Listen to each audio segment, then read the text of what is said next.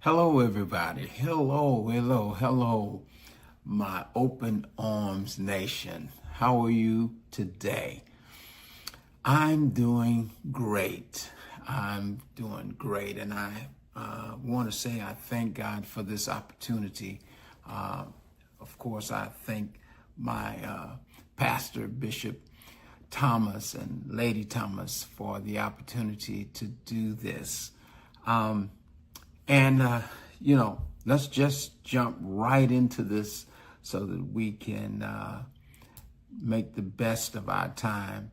I want to talk to you today from the topic of the importance of communication. And me and my wife and I are the marriage ministry leaders at Open Arms. And so I'd just like to share this with you so that, you can maybe get a different angle on communication. But communication is one of the most important tools that we use to interact with each other. Yeah. The definition of communication is the complex process of exchanging information, ideas, and feelings between people or groups. And in this instance, we're talking about couples, but this extends, beyond just the relationship between couples, but it's involving a sender, a message, and a receiver, and can be, watch this, verbal, nonverbal, or written. Why? Because it involves how we interact with one another and how we respond, which affects our emotions, responses, reactions, and attitudes. Communication between you and your spouse can cause your relationship to operate in a very cooperative manner or a very corrupt manner. It can be the reason of understanding or the reason of underturning. The initial 2 to 5 years of a relationship are commonly considered an appropriate period to develop effective communication skills within that time period. Communication means expressing both pleasant and difficult truths honestly without causing resentment. That's the goal. Couples can improve their communication by expressing themselves in ways that are clear and less likely to cause offense. And we can, we can expand that to communicating to anyone. We wanna do these things so that we can communicate with one another and open up that line of communication. Because at the end of the day, we want our spouse or whoever we're communicating with to feel us in a way that will make a difference in our relationship in a positive way. That's the bottom line. So no one has a problem when what you say is communicating feelings of love and happiness or something that builds your ego. But when it's something that challenges you or even reveals a dark side of your personality, that's when it becomes a potential problem. That's when the rubber meets the road. That's when we must have skills or sometimes counseling to help us navigate through those slippery situations. Most of us didn't go into marriage with the intention of failing. Yeah, most of us didn't go into marriage with the intentions of failing. We started out trying to please one another, but we found out things about our spouse that we just didn't know during our dating days, or things that we swept under the rug that we can no longer ignore.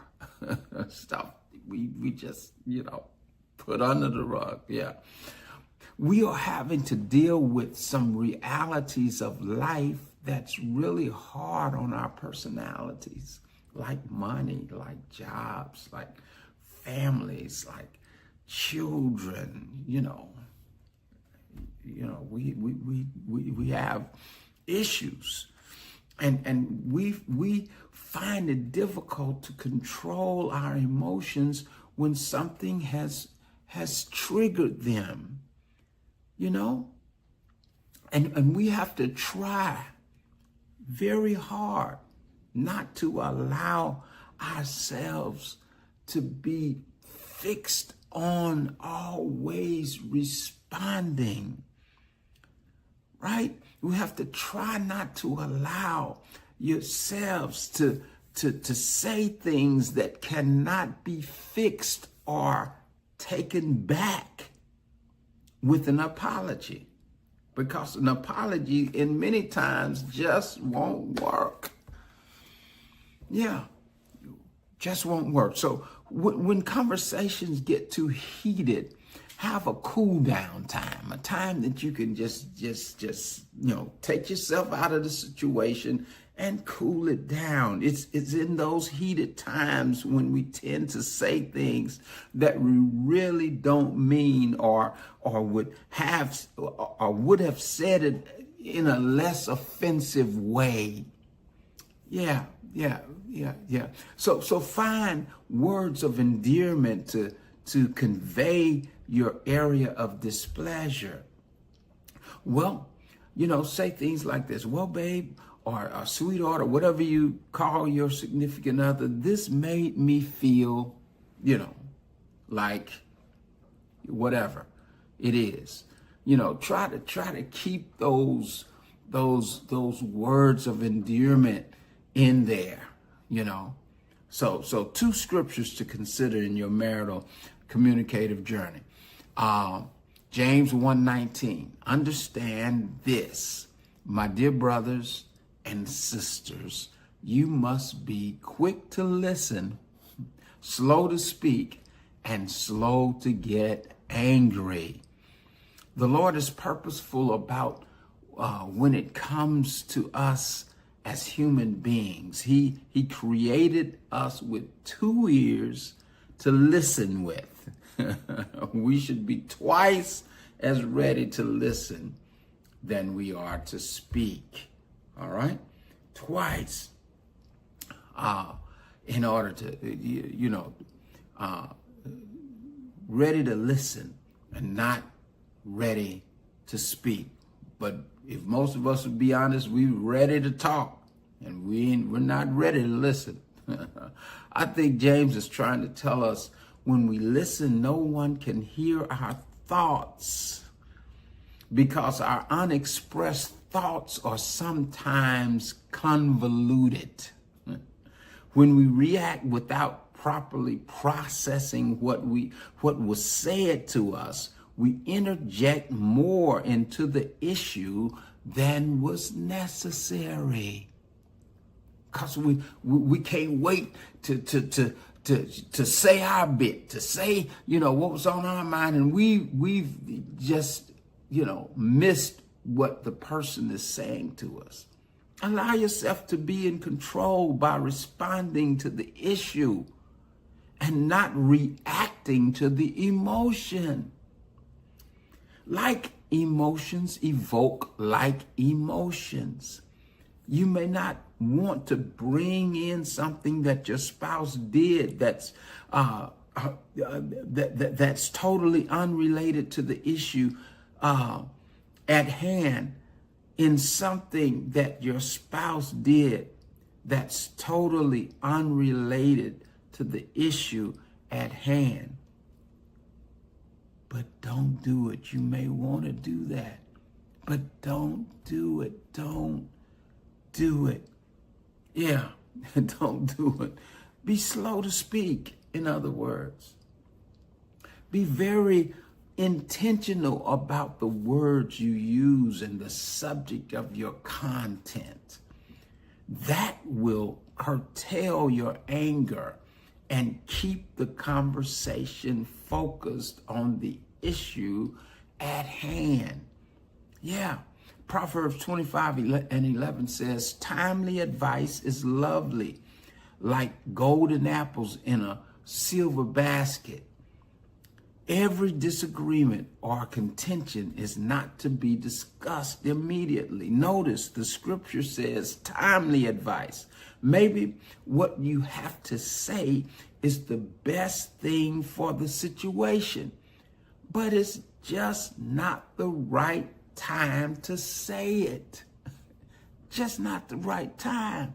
Listen, your advice out of time can be like a rotten apple in a silver basket. Have you ever had someone to say something to you or give you advice at a bad time and it didn't even register with you? It was good advice, but I didn't receive it because my mind was too messed up. I was too messed up to receive it. Right? You want your words to be like a golden apple in a silver basket. You want your words to be received in an acceptable manner. Proverbs 17:27 says, he who restrains his words has knowledge, and he who has a cool spirit is a man of understanding. Remember, in all you're getting, get understanding. Let our communication be conveyed in a manner that's godly and with precise meaning, the precise meaning as possible.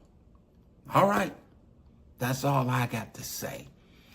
All right, y'all have a great and blessed day out there in Open Arms Nation. Bye-bye.